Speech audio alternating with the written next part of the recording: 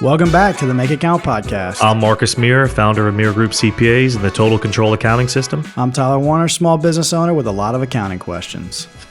Tyler, I'm excited about this one because I want to give people a roadmap as to how to do it better. We say a lot around here, do better business. Right. So today, everybody loves steps. Everybody loves a 3-point, 4 steps to happiness, be a better dad, that kind of stuff. Sure. A listicle, as they call them. Is that what they call it? Yeah, in the content world. I didn't know seen that. like 10 step. You just named I just them all. I just learned this. That type of content is called a listicle. Listicle, not to be confused. No, never mind. Yeah. That can go sideways really fast. It's a merge of list and article. God. So.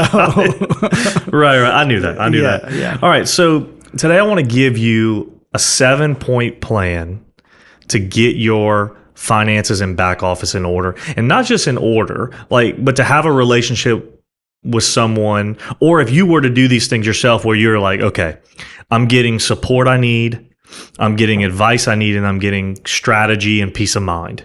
So that's where this is coming from. In fact, we're building out our fixed rate packages around this scope of services.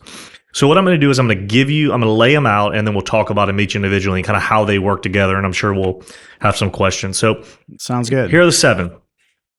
Obviously, accounting, bookkeeping kind of goes hand in hand, however you want to say that. Mm-hmm. Income tax, sales tax, payroll planning, and I'll tell you what I mean by that, but specifically it's for the owners, how we plan for salaries, withholding, retirement plans, et cetera, et cetera. Tax strategy meetings, I think that's a point, that's actually a thing. Quarterly estimated taxes, I think I said, is that 7? That's 7. Yes. I don't know, man. Anybody's counting? If anybody's counting and it's not 7, forgive me that I left off one but we'll get into them. Accounting, income tax, payroll planning, quarterly estimates, tax strategy, 1099, sales tax. That's them right there. Perfect. All right, so let's dive into them. All right, I put accounting, and I'm going to kind of mix these up because once we get past accounting, everything else we can kind of say there's no real order. Sure. Okay, so accounting, again, the reason we always say this is because if we don't have good data, we can't do anything. We can't make decisions. So for us, got to get you on a cloud-based software. We talked about that ad nauseum. Don't need to go back into that. But it's just to have somebody with that owns this, that takes care of your data, that makes sure that the accounting's done properly, make sure bills are paid, that make sure people pay you, and make sure those things are done timely. From that, we can go all sorts of different directions around helping you do that better with applications and tools to really streamline things. And we can go crazy with Zapier connected apps, or we can just simply say, you need somebody that watches over AR. I mean, everything in between, but accounting being the language of business, you got to know it so that we can do all these other things. And it's got to be timely and accessible to all the parties that need it. So we do that for a lot of people. We do 2 paths on that. We say, if you want somebody in-house to do this, or you can handle it, or reasonably so, we do what's called DIY assisted, where you do it, but we come behind you monthly or quarterly, check it, review it, give you tips, tell you how to do it better, and then work with you on that. Or we do full service, where we just handle it. So that's the accounting piece. Everything else I'm going to talk about is really not, like I said, not in I wouldn't say the first order. It's just these will be great if you have them. Payroll planning. I think this is a really underutilized tool. And specifically, I'm talking about you as the business owner. And then even more specifically, this would be like if you have an S corporation, right? Because if you're an LLC, which as we've talked about before, can file as many different ways. If you're an LLC that's a partnership, you as the owner don't take a payroll. Like you don't take a W-2 wage, a paycheck.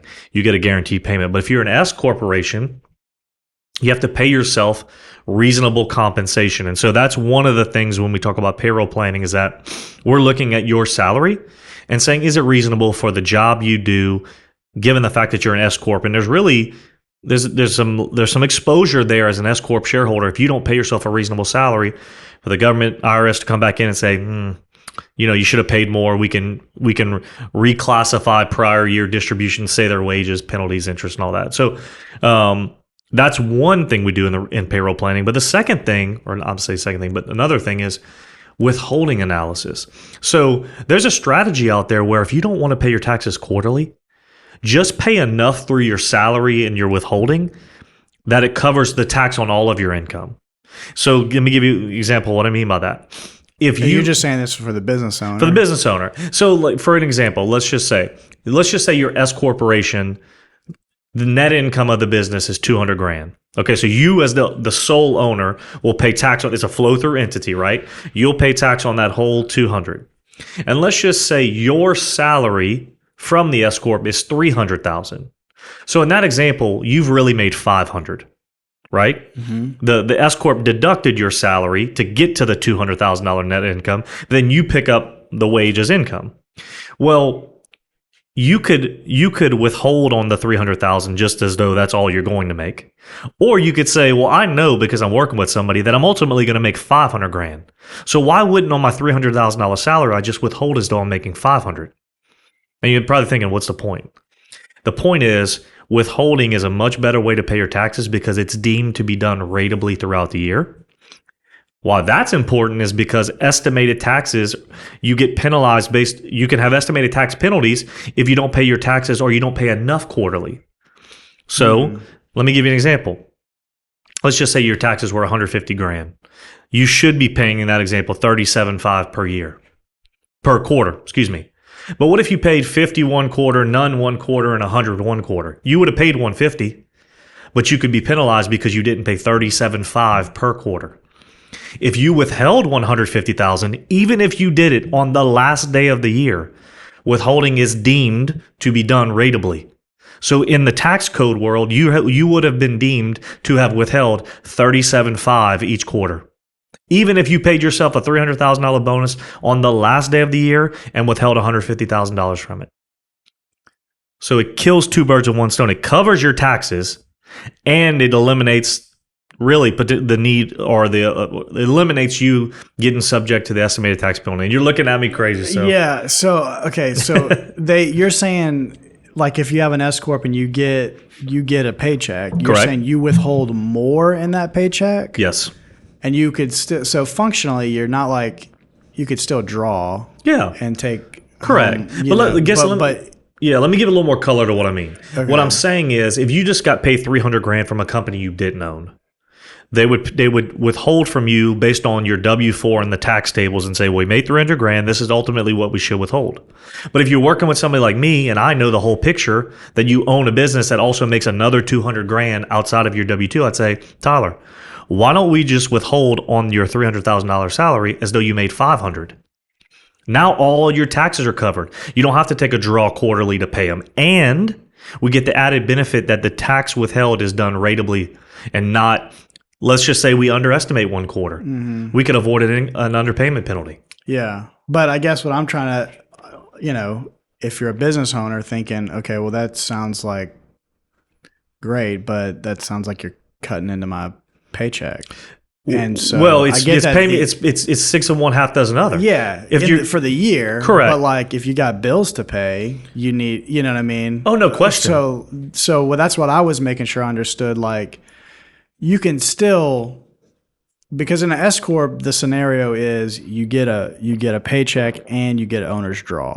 Yes, like ideally, correct. That's right. You know what I mean? That's right. So you're just saying shift the money around. Exactly.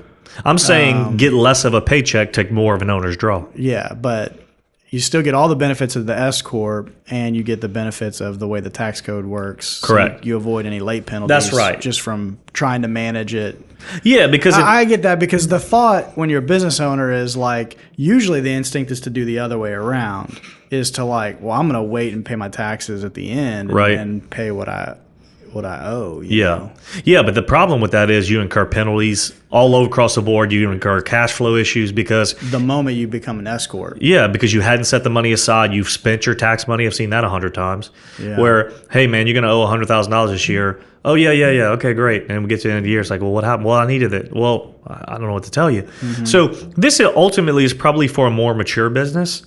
But not that mature. It's just somebody who has their act together structurally, understands cash flow.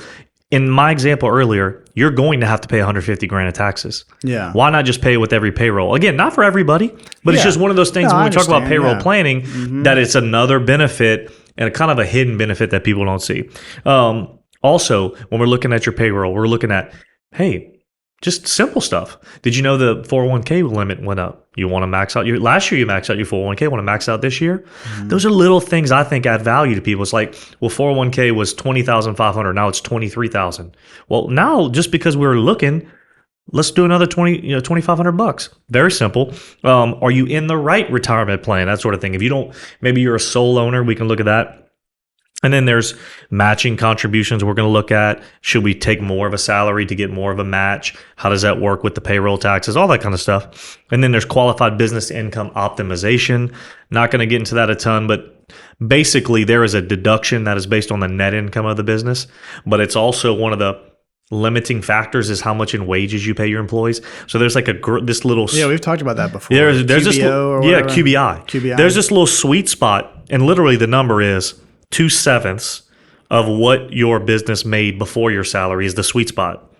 Where if we're watching this thing, I've done it with clients. We put their salary right at that 2/7 number and get the max QBI.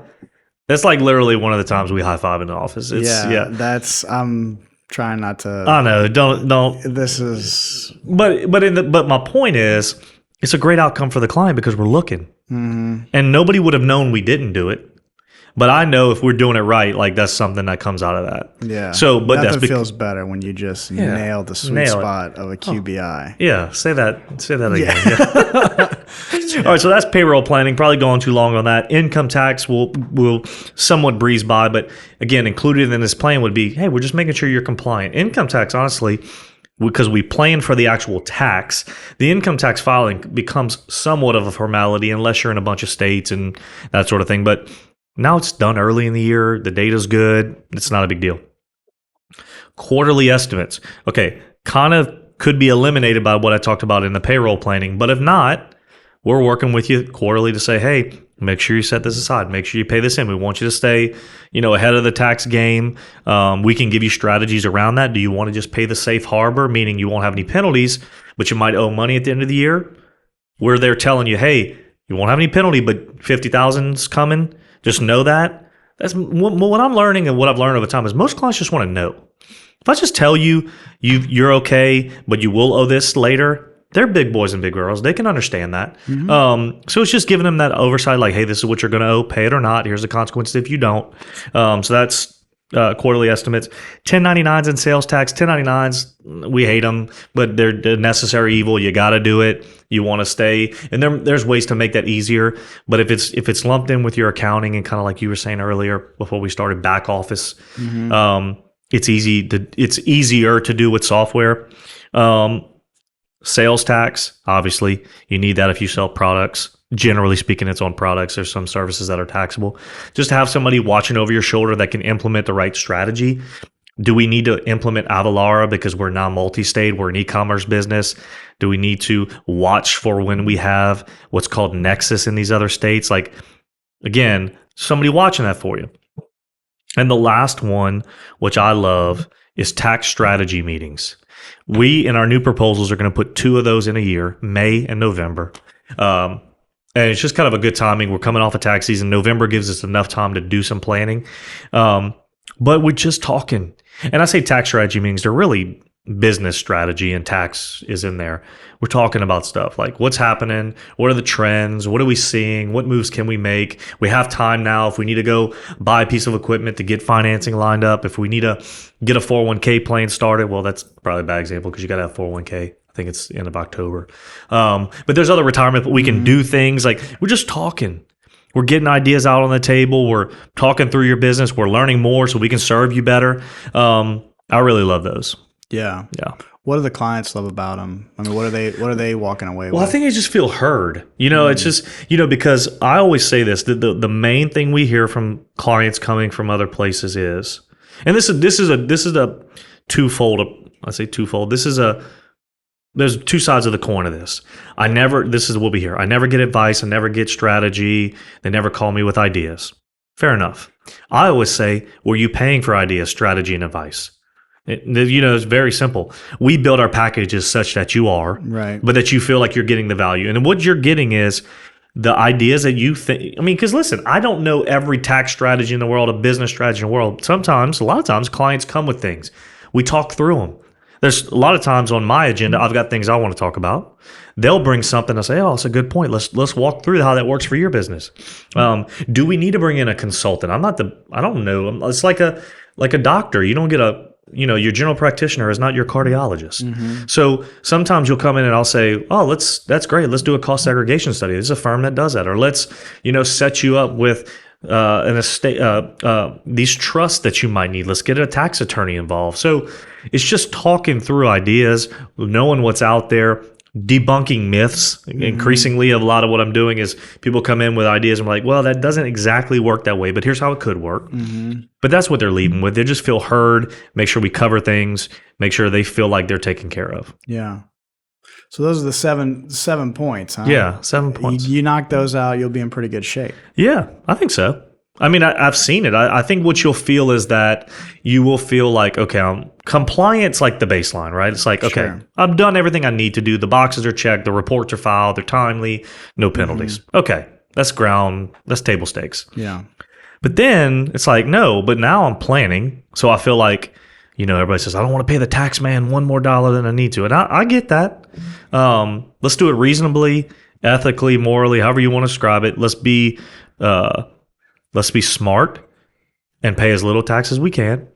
And then let's plan properly for growth, for how is it that you want to run your business? Not everybody's the same. Not everybody wants to build a business to sell. Some people just want to have a lifestyle business where they make $250,000 and they work half the week. I don't know. Yeah. We're listening to that. We want to help you meet that goal if that's what that goal is. Or if it is, no, like I'm trying to grow this thing and have 100 employees. Okay, let's talk about that. Sure. So that's what I hope people feel when they come through this program. And I think clients could attest to that. Nice. Yeah. Well, good stuff. I like the checklist. The listicles are always helpful. I learned something today.